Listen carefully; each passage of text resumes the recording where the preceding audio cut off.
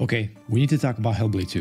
I usually don't make videos like this since I like to keep to myself, and when it comes to video games, I either enjoy them and play or don't enjoy them and abandon them. But in Hellblade 2's case, I have a few mixed feelings. On one hand, I was really glad Hellblade got a sequel since Hellblade 1 was such a memorable game for me. But on the other hand, I can't help but feel like Hellblade 2's execution was lacking in a couple of ways. For context, I played Hellblade 1 last year and I was absolutely blown away with the quality of the game. The aesthetics, the combat, the puzzles, the atmosphere, everything was seemingly perfect. Every moment in game was an experience, down to the most minute details.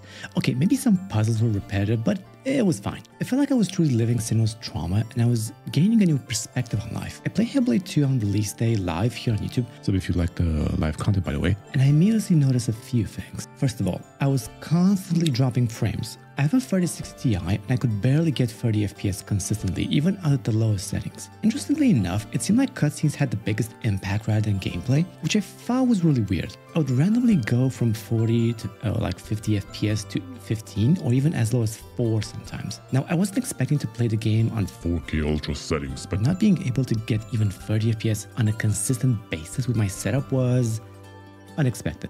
Make no mistake, when the frames are stable, the game is amazing. I especially love the sound design, just as good if not better than Hellblade 1. It's just that I didn't get that consistent frame rate I hoped for, and I'm probably being a bit salty. I mean, they say they recommend an Nvidia 3080 and the minimum would be a 1070, and I cannot fathom being able to play this on a 1070. Do any of you have a 1070? Does this game run on it? Let me know in the comments down below. There was this specific enemy with flames that whenever I had to fight him, my frames would dramatically drop, so I always had to rush him down just to get my frames back. I felt like I was fighting the game's graphical optimization rather than the enemies. It kind of reminded me of Cities Skylines 2, which also was seemingly unoptimized in that sense. But whatever, when I get a 5090, I'll replay it and maybe this won't be an issue anymore. Maybe. Secondly, the story was, well, a bit bland.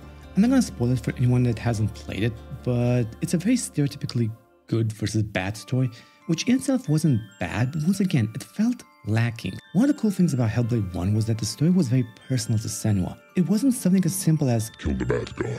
In fact, Senua was being quite selfish in her previous adventure. It felt real, it felt relatable, it felt human. But the sequel, not so much. Thirdly, combat. I've already mentioned that I was fighting the frames more than the enemies, but when I mention combat, I mean the fact that all battles, which by the way are fewer, are always one-on-one. You'll get cutscenes where it looks like there are other enemies, but all fights are always one-on-one. In Hellblade 1, you could get surrounded. You had to fight more of them, which did make it more difficult, but also felt right because it felt like Senua was alone against the world.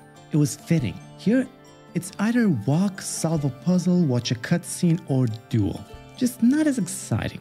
Also, what's with the unlockable narrators? I initially thought that unlocking new perspectives meant that you could play as the other characters, but no.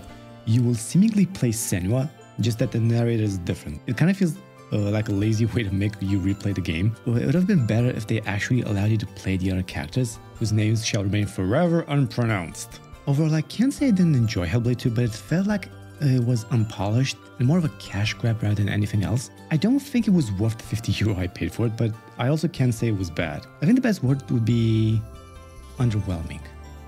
That's all I had to say. See you on stream. Bye-bye.